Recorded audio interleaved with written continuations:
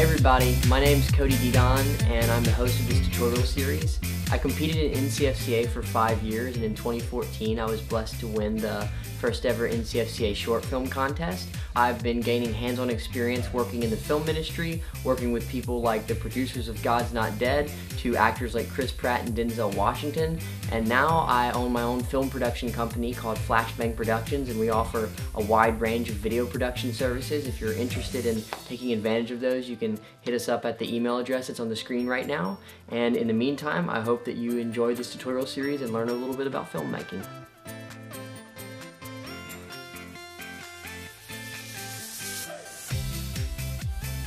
So you've shot your gorgeous footage and you've captured all your super dynamic audio, and now it's time to put it all together in a process called editing or post-production. So what I'm going to do in this video is I'm going to give you a few tips on what type of editing software to use, how to get cool things like free music and free sound effects legally, and also just a few editing tips in order to ensure that you just get a really cool video that you're really proud of and that people will really enjoy. Now, the very first thing you need to get started on your editing process is editing software. Now, most computers come with free editing software, and even if they don't, you can download free versions of editing software online. If you're using a Windows computer, there's a type of free editing software called Windows Movie Maker or Windows Live Movie Maker. Because it's free, it's very basic, but it is a type of video editing software that you can use if you're not looking to purchase video editing software. If you're an Apple user, if you use a Mac computer, then it's likely that your computer has a version of iMovie on it. iMovie is a free version of editing software for Mac, and it's pretty basic, but you can still do some pretty cool stuff with it. If your computer didn't come with it, and you're a Mac user and you would like to use that, then I believe you can download it from the App Store for like 15 bucks. It's super cheap. Now, another type of free editing software, which I haven't used personally, but that's supposed to be pretty good, is called VSDC. It is completely free, and I read some reviews on it, and it's supposed to be fairly powerful and be able to do some pretty cool stuff, so you can check that out if you're interested. Now, if you're looking to buy some software for a pretty low price that's really good, one that I have used personally for a good while and that I think is pretty useful is called Adobe Premiere Elements 14. That's the current version. For a few years I used a previous version of it and I really liked it. You can edit audio in it, you can edit video in it. It has some great video transitions, as well as the capability to do some cool color grading and color correction just to make sure that you can achieve a cool cinematic look in your footage, that all the colors look interesting and all match. So that's a really great one if you're looking to spend under 100 bucks and get a really great editing software. Now, here for you real quick are just a few editing tips, things that I've picked up over the years, just some basic things that I think are a small way to add an extra air of professionalism to your video.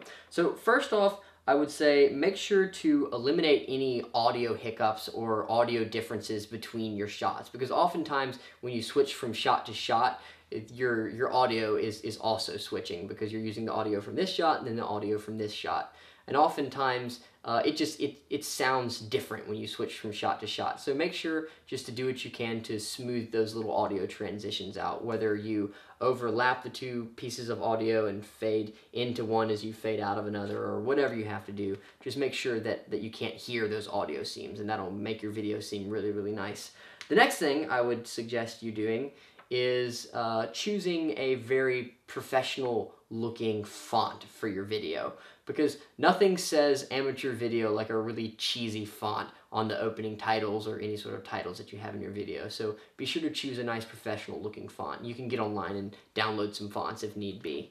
The next suggestion that I have for you is making sure that your shots match color-wise, because oftentimes when you switch from shot to shot, the way that the camera sees color will change very slightly, and you may see this in the fact that the color tone of your actor's skin changes a little bit, or the color of the paint on the wall looks a little bit different. So I would suggest just playing with the color settings in your editing software and just trying to get your shots to match and make sure that everything stays looking the same color-wise from shot to shot.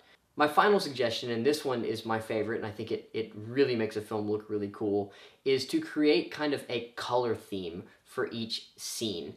And basically what you would do is for each scene you would say, okay, I kind of want this scene maybe to look really, really orangey or really, really kind of blue, or just pick some sort of color scheme that you would like to produce for each scene, and play with the color settings in your editing software and apply different color settings to each clip in order to create cool cinematic looks for each scene color-wise. And that's called color grading, just creating a cool color theme for each scene. And I think that makes your film look really, really cool. So those are my suggestions for you as far as editing is concerned.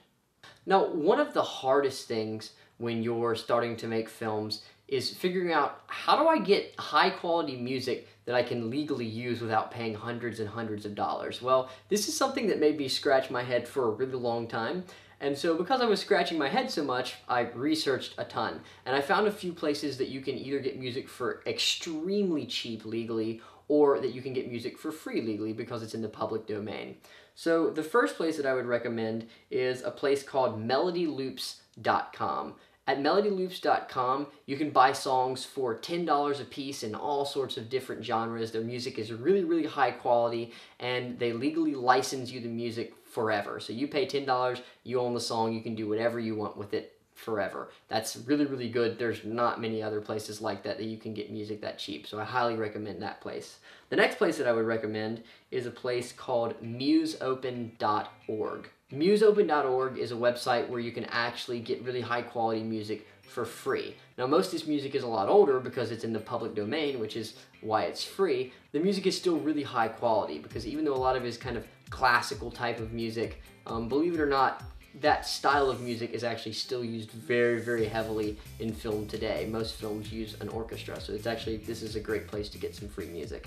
If you're interested in getting some free sound effects, I have a couple of websites to suggest. The first one would be freesound.org. Freesound.org is really, really nice. They have tons of really high quality sound effects, whether you're looking for random noises that you would hear in nature or around your house, to gunshots and explosions and really anything that you can think of.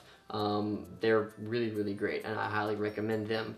The other place that I would check out for free sound effects is a place called soundbible.com. Soundbible.com also has a bunch of really cool sound effects for free, and I would recommend that place as well. You can check it out. One thing that I would recommend that you do when you're downloading free music or free sound effects from these websites is to just look over at the right-hand side or wherever it's located and just figure out what kind of license that particular sound clip has.